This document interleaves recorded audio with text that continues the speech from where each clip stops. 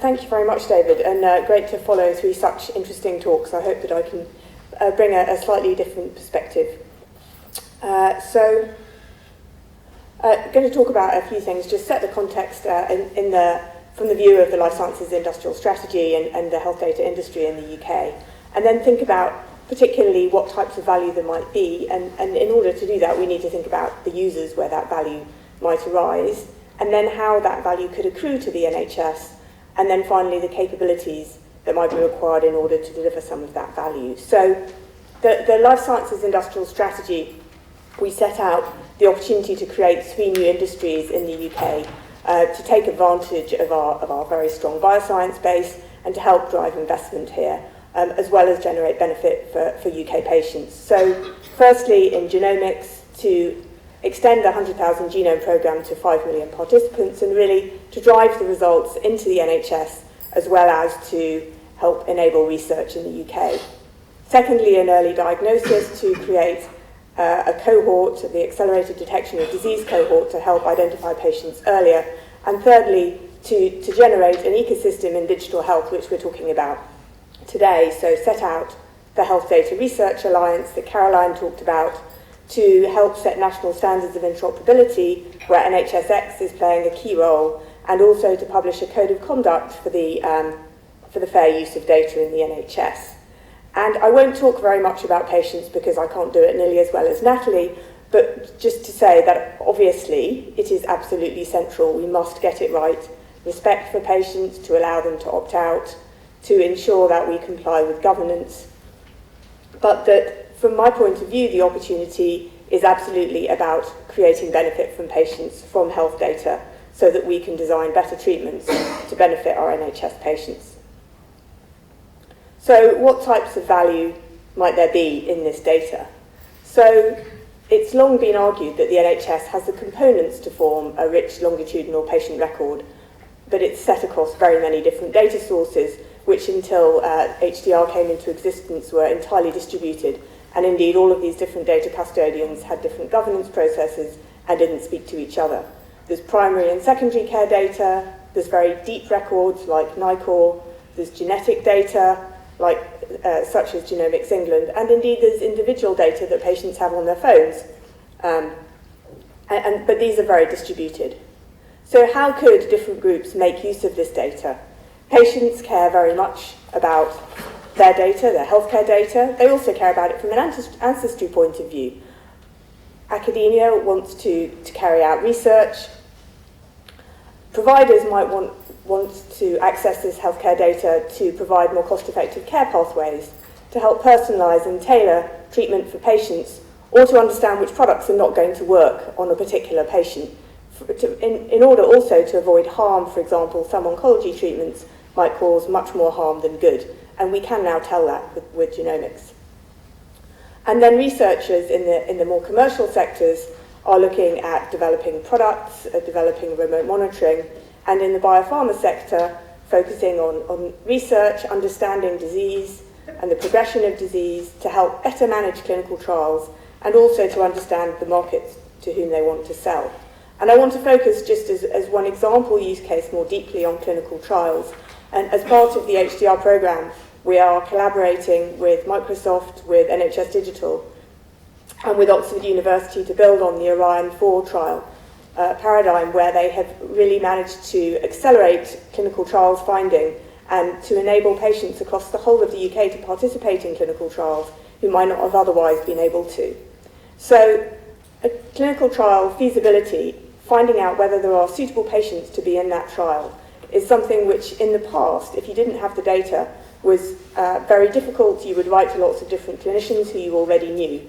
Now, using the NHS digital data set, or there are also some other ways of doing this, to find out, are there many patients with those attributes before you start sending out the invites and shaping that trial, and are there many patients with those attributes in the UK?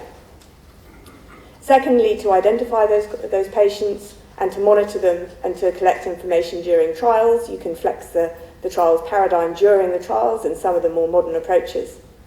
A third use case is around synthetic controls.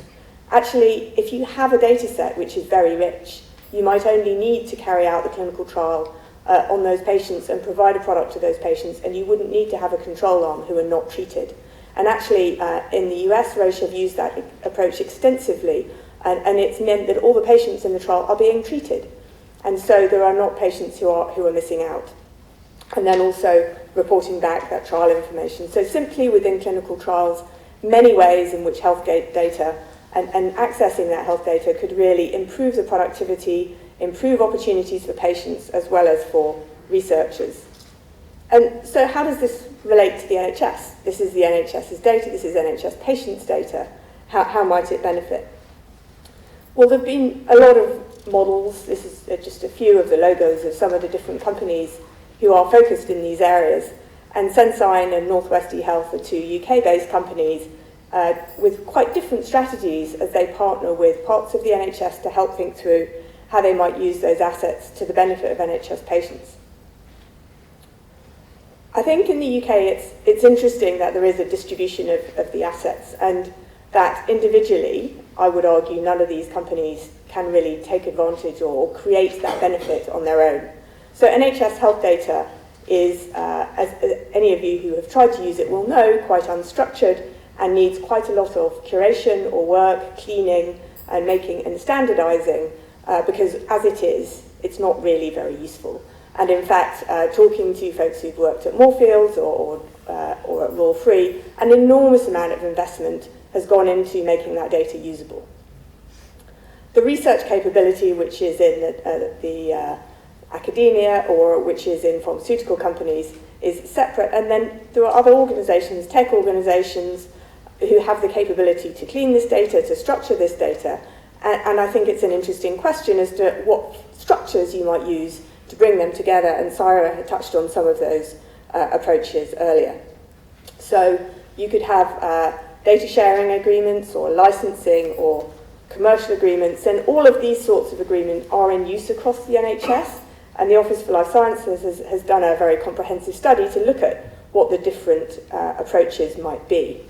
And I guess you could put them on a continuum from an open model where you give the data away for free, or at the other end, a very commercial approach where the NHS might have a IP as part of the products that are developed through a consortium. I think it's quite helpful that there doesn't seem to be a drive to standardise those models. Indeed, there's already a lot of different sorts of commercial models out there. But what is quite useful is that the DHSC Code of Conduct has said that fair share is a really important principle. And I think that is really going to be central to any approach that any organisation takes to help generate insights from NHS data, is that fair share must go back to the NHS and to the patients in the NHS rather than some of the things that you read in the newspapers. So just moving through to my final session, what might the capabilities be that are required to actually access this data? So very simply, you need to store the data somewhere, you need to clean and curate it, and you then need to be able to analyse it to generate insights. And this is the most simple diagram I could get my colleagues to design. Actually, you have no idea how many boxes I took out. But there's lots of different data sources which you need to bring together. But then you need to curate it, and this is an extremely complex process because you need to annotate it, you need to align it, you need to integrate it, so ICD-10 codes or SNOMED codes. But if you think about the way that your GP might write notes, they put things in all sorts of different fields, so there's a lot of complexity involved in these steps. So that you can then bring this data together so that it's actually possible to carry out the queries. And I think about it, to be honest, a bit like painting. When you do the painting, you spend 80% of your time doing the preparation, and data's a little bit like that. All of the groundwork is unseen. And then you get to the AI and the algorithms and the tools that everybody wants to talk about in order to make those insights. But so much of the time and the investment is in that groundwork in order to make that data usable. So to go back to the same theme, a lot of these capabilities are distributed across different organisations. And the way that they come together and the consortia that are formed, as Caroline was touching on, will be really important to help enable progress and to ensure that it's done in a way that data security and trust are maintained. And one of the reasons I joined IBM is that trust and security are very much part of the way that we operate. So collaboration and partnerships, I think, will be absolutely key to taking the opportunities of health data forward. So we need to really think very carefully about what it is that we're trying to do with the data, and we need to be very clear about the patient benefit and the discourse that Natalie has started.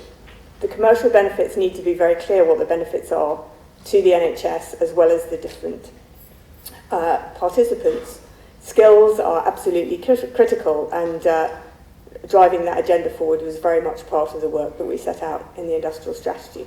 So I'm really passionate about the opportunities of health data to improve patients' lives, and I really hope that we can all work together to make a difference. Thank you.